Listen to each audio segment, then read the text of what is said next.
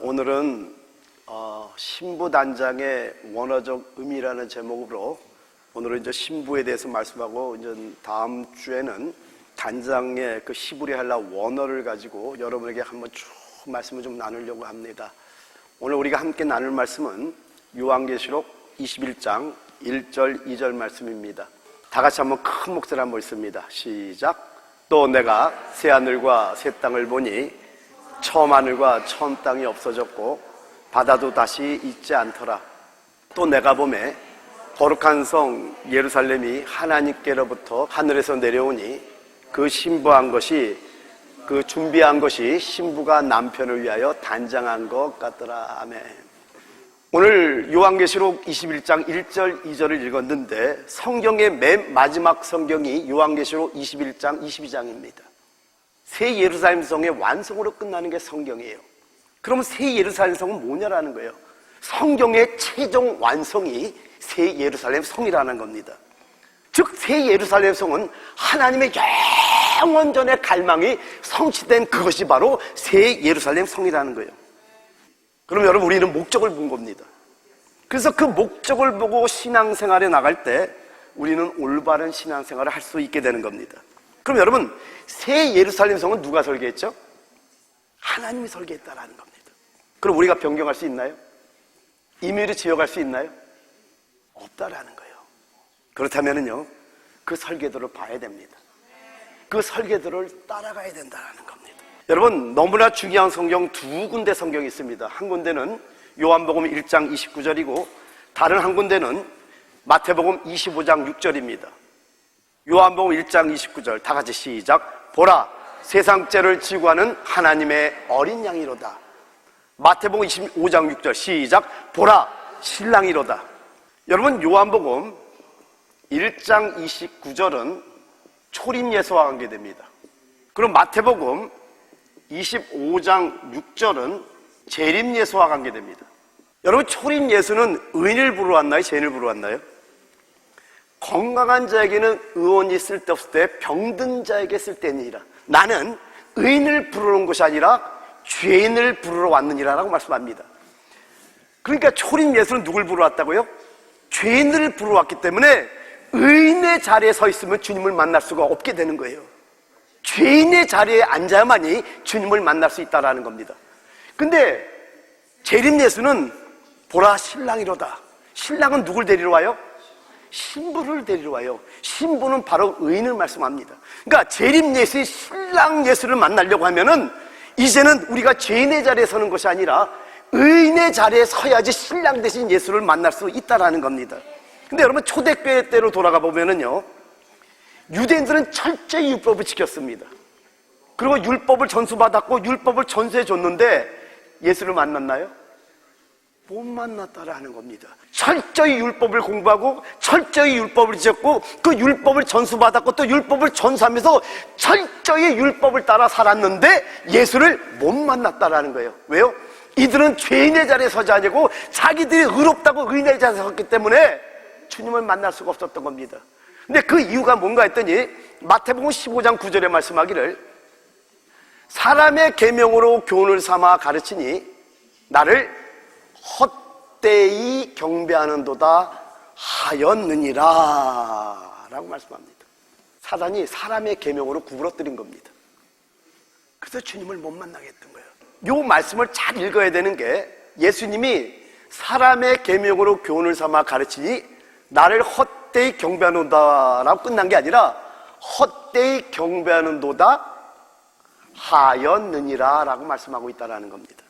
여러분, 사람의 계명은요, 이사야 때부터 예수님 때까지 지속되어 왔던 겁니다.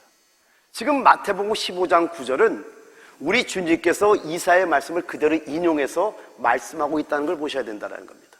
이사야서 29장 13절에 말씀하기를 주께서 이르시되 이 백성이 입으로는 나를 가까이하며 입술로는 나를 공경하나 그들의 마음은 내게서 멀리 떠났나니 그들이 나를 경외함은 사람의 계명으로 가르침을 받았을 뿐이라. 여기 나오네. 이러한 경배가 그리스도까지 지속되어 왔던 겁니다. 여러분, 사람의 계명은요, 하늘의 설계도가 아닙니다.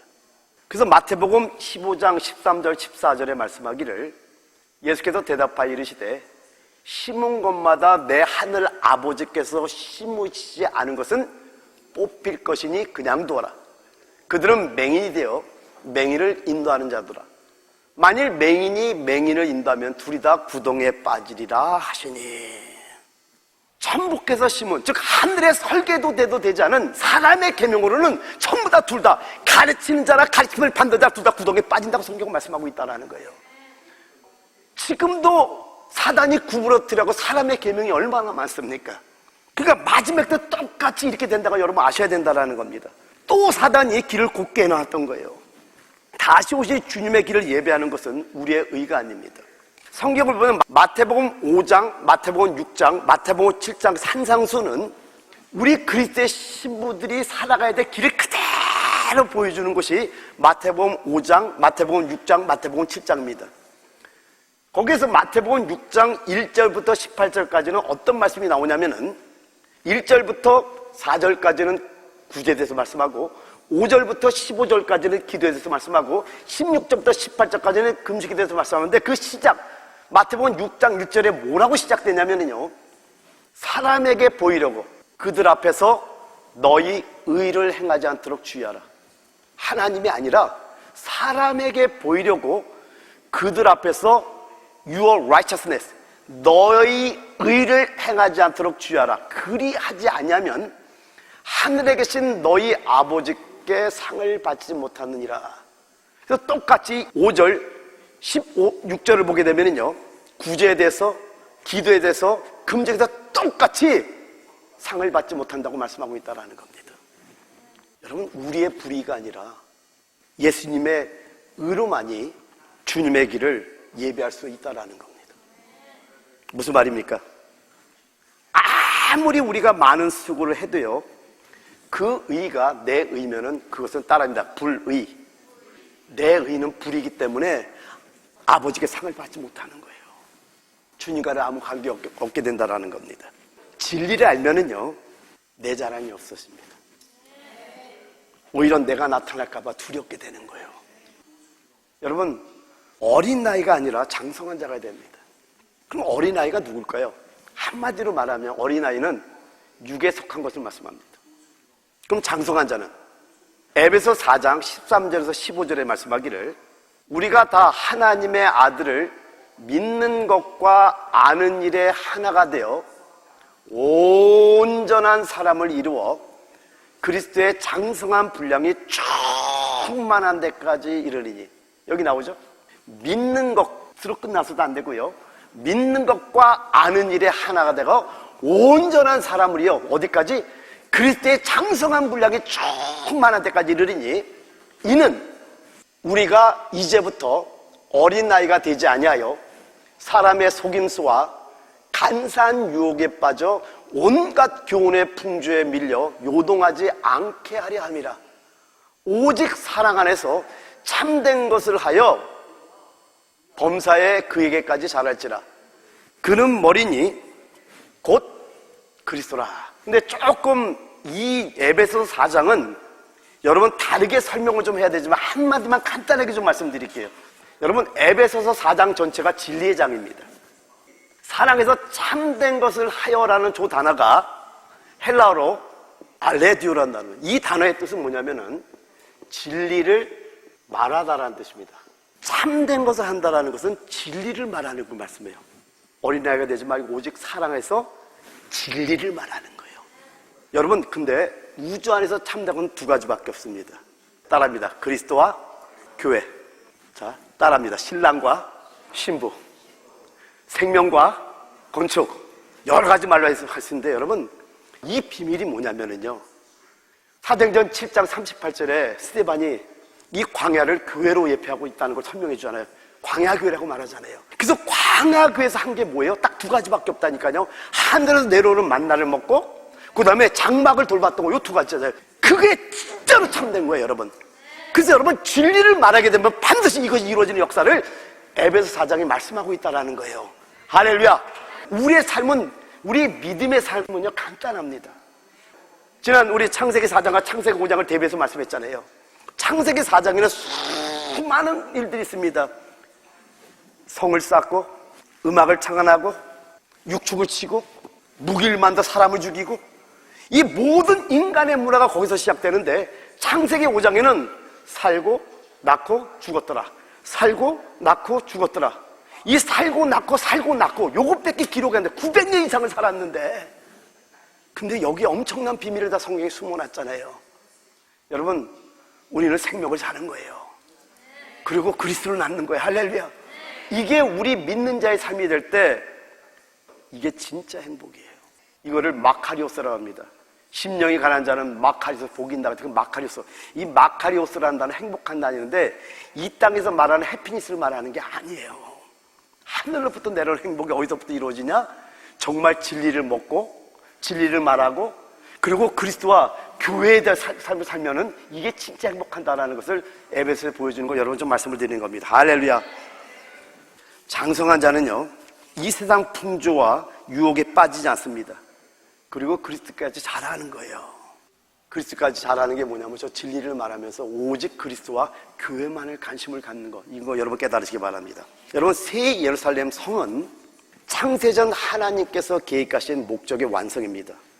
그래서 이 목적의 완성까지의 단계를 보면은요, 여러분, 성전은 바로 신부를 말씀합니다. 아멘. 그럼 여러분, 마지막 새 예루살렘 성을 볼 때 이거의 역사를 쭉 한번 보면은 제일 처음 성전이 뭘까요? 제일 처음 에덴 성전입니다. 왜 그런가 보여줄게요. 에덴을 성전으로 보기는 좀 여러분이 쉽지는 않아요. 고린도서 3장 16절에 너희가 하나님의 성전인 것과 하나님의 성령이 너희 안에 거는 거 알지 못하느냐라고 말씀하죠. 우리 안에 생명의 법과 사망의 법 우리 안에 다 있다니까요. 근데 창세기에 보고 에덴 동산을 보면요, 생명나무와 선악을 알게 지기나무 다 그 안에 있습니다. 그 다음에요, 방주 성전이 있습니다. 그 다음 성막성전, 광야에. 그 다음에요, 그냥 예루살렘 성전이, 땅의 예루살렘 성전.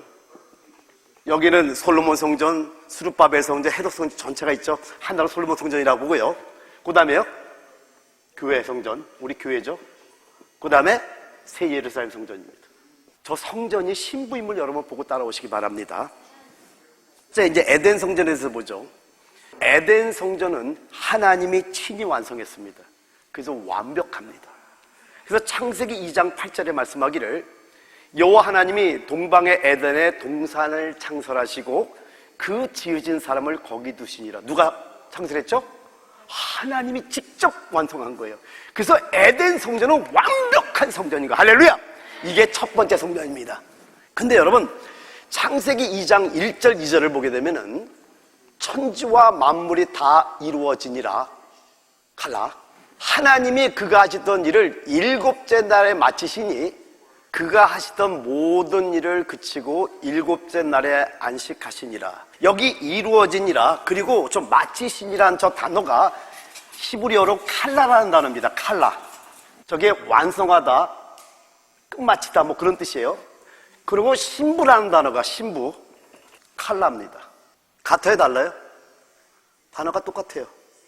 여러분, 히브리어를 좀 알아야 되는 게 뭐냐면, 히브리어는 모든 히브리어 단어는 동사에 시작합니다.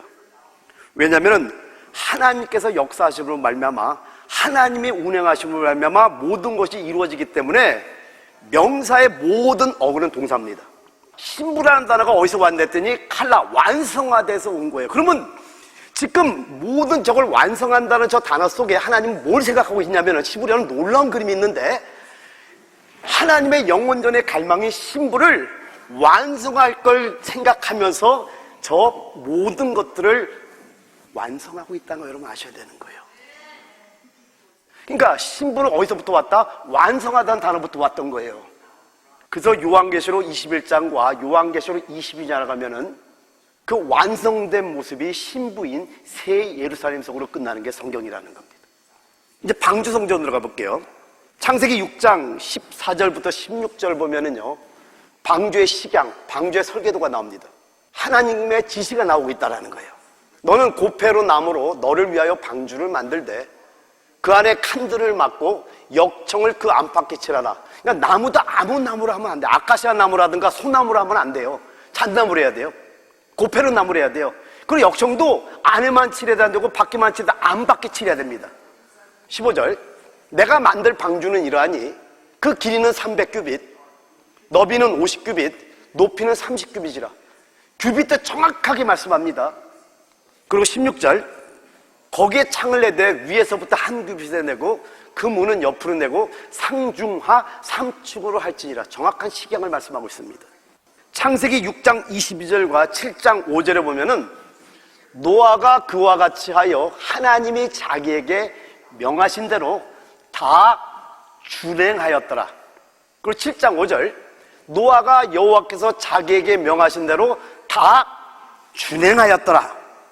저 준행하였더라가 히브리어로 아사라는 단어입니다. 만들다, 이루다라는 뜻이에요. 근데 저 단어 헬라어로 어떤 단어가 되냐면 헤토이마조라는 단어거든요. 헤토이마조. 근데 헤토이마조의 뜻은 뭐냐면 예배하다, 준비하다는 말인데 그러니까 저 단어에서 뭘 알 수 있냐면 곧 신부로 단장하다라는 의미가 저 안에 있는 거예요. 우리가 주의 말씀에 준행하는 그 자체가 말씀을 따라 온전히 우리가 순종하는 그 자체가 신부로 단장한다는 뜻이 있는 거예요. 할렐루야. 여러분 방주는 교회의 표입니다. 그럼 여기서 몇 가지를 한번 보면은요 노아는 예수 그리스도를 표상합니다. 노아라는 단어는 이렇게 씁니다. 히브리어로요 노아흐라는 단어예요. 노아흐 안식이라는 뜻이에요. 그래서 안식이신 예수 그리스도를 표상하고요 노아의 가족은 우리 교회를 표상하고요 모든 동물은 교회 즉 성도들을 표상합니다. 근데 여러분 여기서 한 가지 더 봐야 되는 게 모든 동물들 할 때 정한 짐승만 들어왔나요? 이게 엄청난 비밀이 있거든요. 부정한 짐승도 있더라고요. 정한 짐승은 7쌍이고 부정한 짐승은 2쌍씩 이렇게 들어왔단 말이에요. 그럼 저 부정한 짐승도 뭔가를 표상하는 거 여러분 아셔야 돼요. 개인적으로는요 우리 안에 제해져야 할 육을 표상합니다. 아멘.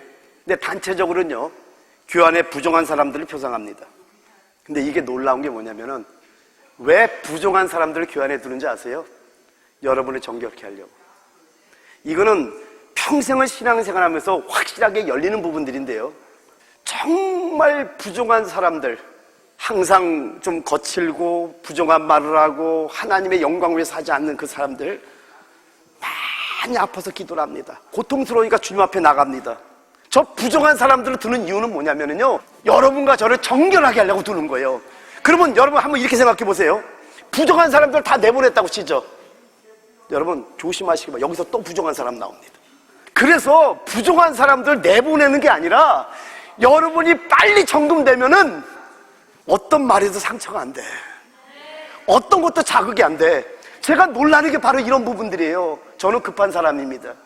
저는 혈기도 많았던 사람이고요 저는 부족한 투성이의 사람이에요. 자랑할 게 아무것도 없는 사람이에요. 그런데 목사로서 많은 양들을 하나님 인도하라고 해서 인도하는데 수많은 아픔을 당했습니다. 지나고 났더니요 그 다루심을 통해서 제가 정금되는 걸 발견한 거예요. 이제는 깨달은 거예요. 내 안에 격동하는 게 없어요. 미워하는 게 없어요. 이게 뭐지? 계속해서 겪어가면서 나의 겉사람이 자꾸만 떨어져 나가다 보니까 겉사람은 후패 하나 속은 날로 하나 새롭다고 내 안에 생명이신 예수가 점점 차 있는 걸 발견하게 된 거예요. 그분이 차니까 자극이 별로 안 되네. 여러분 100% 안 될 수는 없어요. 왜요? 내 지체 안에 죄의 법이 있기 때문에. 그런데 제가 영 안에 숨어 있으니까 예수 안에 숨어 있으니까 점점 이런 역사가 되는데 오늘 노아의 방주를 통해서 이 방주 성도도 여러분이 아셔야 되는 게 교회 안에 부정한 사람들은 나를 정결하게 하려고 하나님이 두셨구나. 이걸 깨닫는다면 그를 정죄할 것이 아니라 우리는 신부돼야 되잖아요. 정죄하면 나도 똑같이 부정한 자 되는 거거든요. 그러니까 정죄하는 것이 아니라 하나님하고 그 영혼을 위해서 기도해 주면 돼요.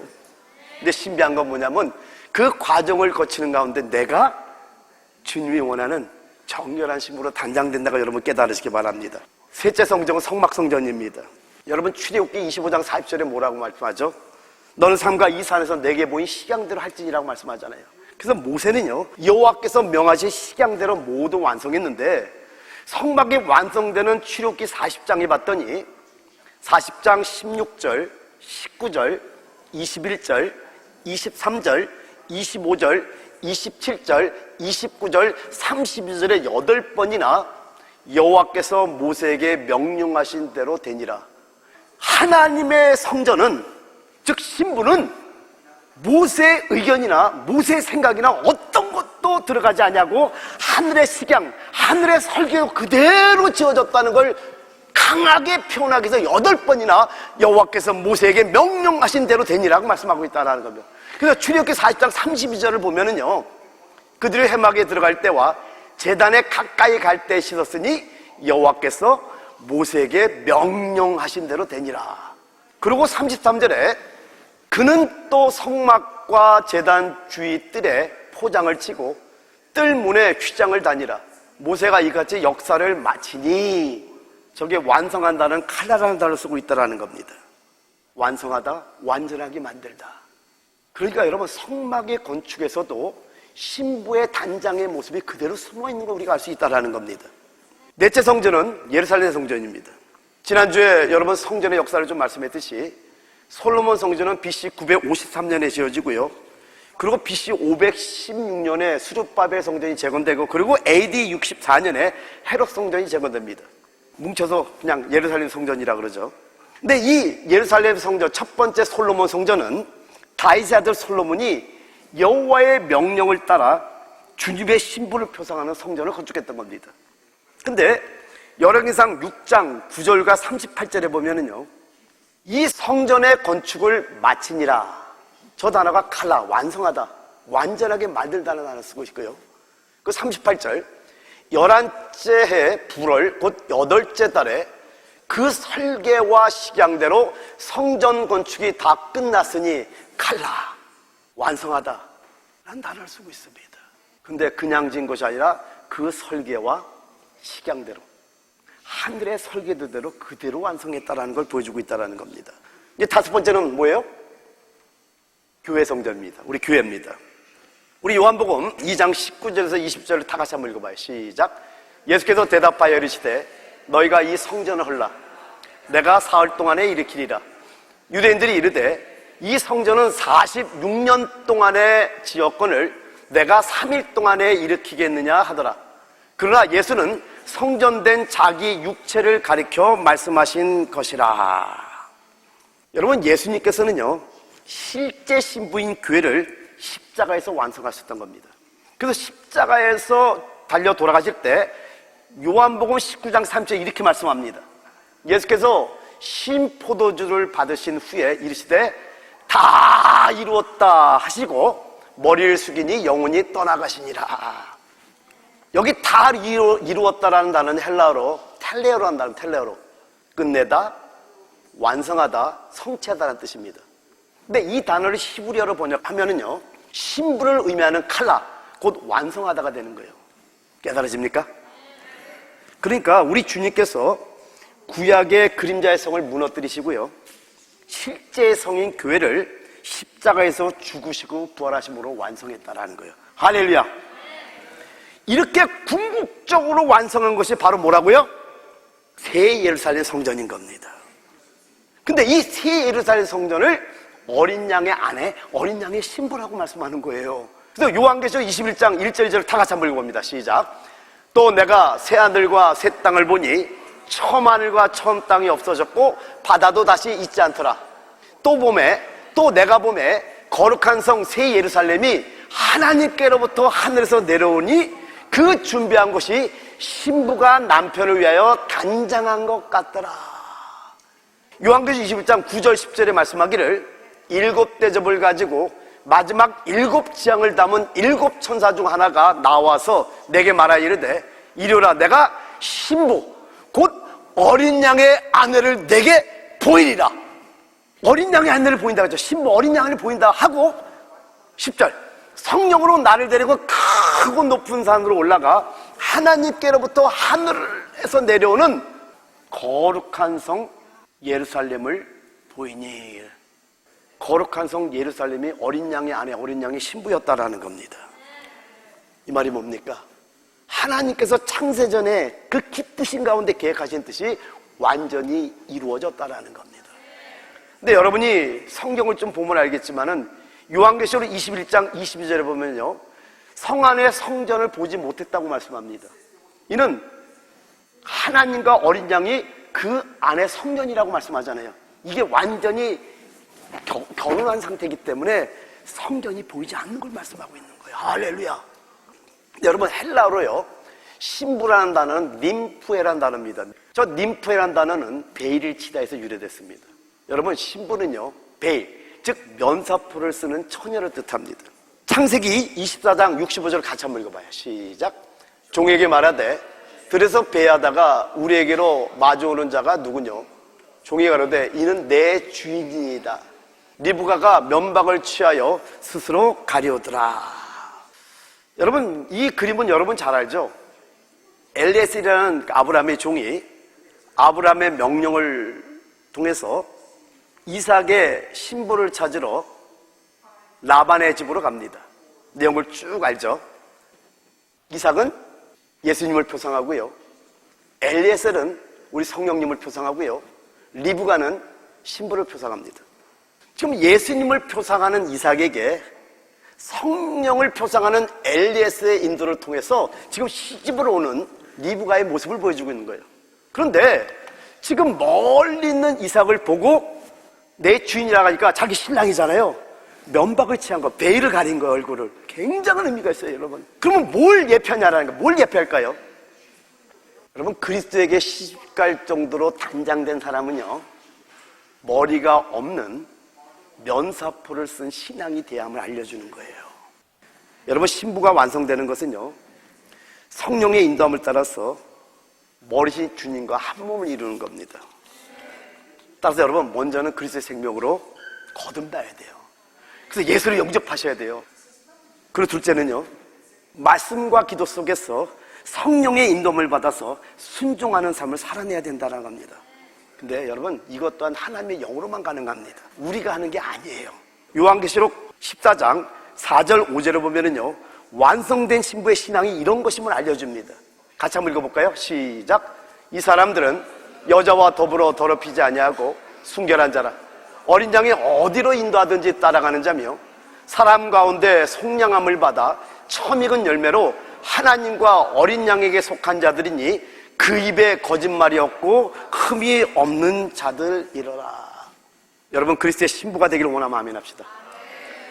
그렇다면 여러분, 자신을 주장하지 말고 머리를 베일로 가릴 필요가 있습니다. 자신을 주장하지 말고 머리를 베일로 가릴 필요가 있다는 거, 이걸 어떻게 봐야 되나? 여러분, 여러분에게 여러분의 생각이 있죠? 여러분의 의견이 있죠?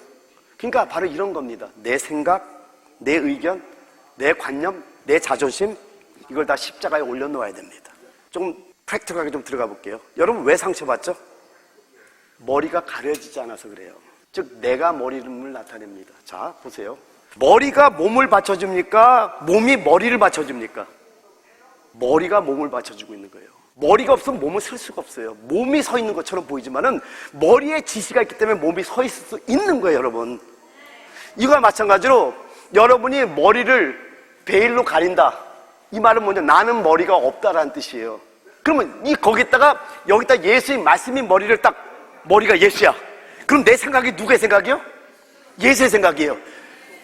예수의 생각이 딱 되는 순간에요, 내 생각, 내 자존심, 모든 게 다 십자가로 올려있기 때문에 상처가 안 되는 거예요. 왜? 말씀을 따라 살기 때문에. 근데 우리 주님은 십자가에서 우리의 모든 죄를 위해서 죽으신 분이거든요. 그분은 사랑이에요. 그러니까 이게 온통 머리가 사랑이기 때문에 내 머리가 예수면은 누가 건드려도 사랑, 누가 때려도 사랑, 누가 뭐래도 사랑이 나가게 돼 있는데, 그래서 여러분, 제가 뭘 고민하냐면은요, 이게 많이 돼 있긴 하지만은 로마서 7장 23절 25절은 우리 지체 안에 죄법이 있단 말이에요. 그러니까 그게 완전히 십자가에 넘어가면은 이 건드려지지 않는데, 그래서 저는 이걸 깨닫고 나서 뭘 기도하냐면은요, 내게 어떤 건드려짐이 있으면 바로 기도 들어갑니다. 하나님, 내가 머리가 됐습니다. 용서해 주세요. 그러니까 점점점 여기서 나타나는 게 뭐냐면요, 내 안에 어떤 소극적인 것들이 다 사라져버리는 거예요. 분노도 없고요, 미움도 없고요. 깨달으니까 머리가 내가 되면 안 되잖아요. 그러면 자신을 주장하지 않게 돼요. 그래서 자신을 주장하지 말고 머리를 베일로 가릴 필요가 있다는 것은, 좀 쉽게 얘기하면은요, 내 생각, 내 관념, 내 의견, 내 어떤 자존심 다 십자가에 못 박고 내 머리가 주님이 됐기 때문에, 나는 머리가 없는 자이기 때문에 주의 말씀으로 순종되는 자들은요, 상처도 안 받고요, 행복한 거예요. 여러분들도 저처럼 그렇게 하시면 됩니다. 내가 상처가 받고 내가 뭐가 분노가 올라오면은 아이고 이거 내가 머리가 됐구나. 그럼 바로 주님께 기도하는 거예요. 부정한 사람들을 두는 이유가 뭐냐? 나를 정결케 하려고 둔다니까요. 근데 이 다루심을 많이 받다 보면은요, 어느 날 건드리는데 아프지가 않아. 아픈 강도가 점점 줄어가는 거예요. 내가 정금돼 가는 거예요. 아멘. 그리고 하나님을 경외해야 됩니다. 여러분, 하나님을 두려워할 줄 알아야 돼요. 근데 이 경외라는 fear가, 이 경외라는 것은 두려운 경외가 아니에요. 거룩한 경외예요. 하나님을 경외하다 보니까 죄를 짓기가 두려운 거예요. 죄를 짓기가 어려운 거예요. 여러분, 신비한 게 뭐냐면 정말 하나님을 경외하게 되면은요, 죄에 가까이 갈 수가 없게 되는 거예요. 그래서 하나님을 경외하면은요, 죄를 짓기가 두렵습니다. 안 되더라고요. 아멘. 그럼 결론입니다. 신부인 교회가 어떻게 하면 완전해질까요? 간단합니다. 완전하신 주님께 순종하여 함께 붙어 있으면 됩니다. 요한복음 15장 8절에 말씀합니다. 너희가 열매를 많이 맺으면 내 아버지께서 영광을 받으실 것이요 너희는 내 제자가 되리라. 이 제자는 바로 신부를 말합니다.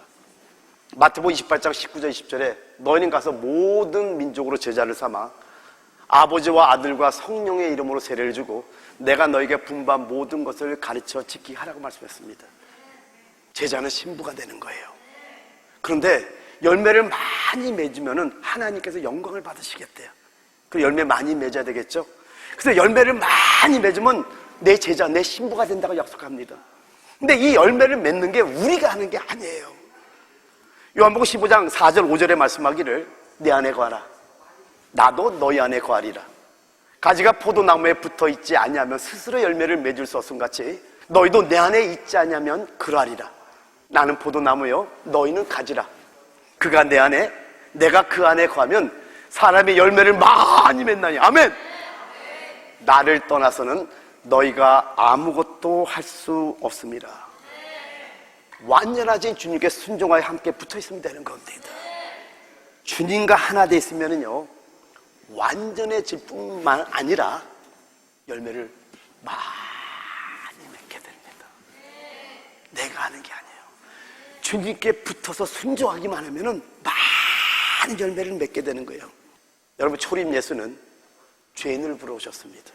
그래서 의인의 자리에 선 그 바리새인과 서기관들, 대제사장들, 율법을 연구하고 율법을 전수받고 율법을 전수하면서도 사단이 꼬부렸던 그 사람의 계명을 꼬부렸던 걸 모르고 자기들이 의인의 자리에 서므로 말미암아 죄인을 부르신 예수를 못 만났던 겁니다. 근데 마지막 때 똑같이 사단은 또 꼬부려 놓습니다. 재림 예수는요 신부를 찾으러 오십니다. 그래서 마지막 때는 죄인의 자리가 아니라 의인의 자리에 서 있어야 신랑 되신 예수를 만날 수 있게 되는 거예요. 근데 여러분, 신부가 누굽니까? 신앙이 자라서 면사포를 쓸만한 신앙이 된 자들이 신부인 거예요. 그렇게 신앙이 자라서 면사포를 쓸만한 신앙이 된 자들이 연합하여 완전하게 완성된 것이 새 예루살렘 성 어린 양의 아내요 어린 양의 신부인 거 여러분 잊지 마시기 바랍니다. 할렐루야. 이제 한번 우리가 기도할 텐데요, 여러분이 머리에 면사포가 써서 내가 머리가 아니고 주님이 머리가 되면은 그때서야 우리는 연합할 수 있어요. 신앙이 어리면은요 내 주장이 강합니다. 내 생각이 강합니다.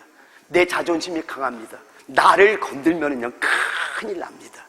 그런데 이랬던 자가 점점 자라서 그리스도께서 자라서 내 머리를 딱 떼어내고 말씀이신 예수가 딱 붙어 있으면은요 이 머리가 예수기 때문에 모든 생각이 예수의 말씀의 생각이 되는 거예요.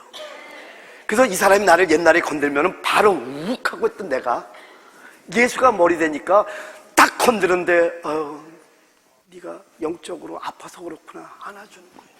딱 건드는데 옛날에는 그 부정한 사람들의 그것 때문에 고통스러웠는데 고마워요 나를 정결케 해주셔서 안아주는 거예요. 신앙이 바뀌기 시작하는 거예요. 진리를 아니까 정죄와 공격이 사라지고 주님의 말씀과 주님의 생명과 주님의 마음과 주님의 생각으로 서로 연합되는 놀라운 역사가 있다는, 이게 신부로 말미암아 이루어진다는 거예요. 여러분, 그런 교회가 되기를 원하지 않습니까? 그렇다면 그 믿음으로 우리 주의 이름으로 세 번 부르기 기도합니다. 기도하겠습니다.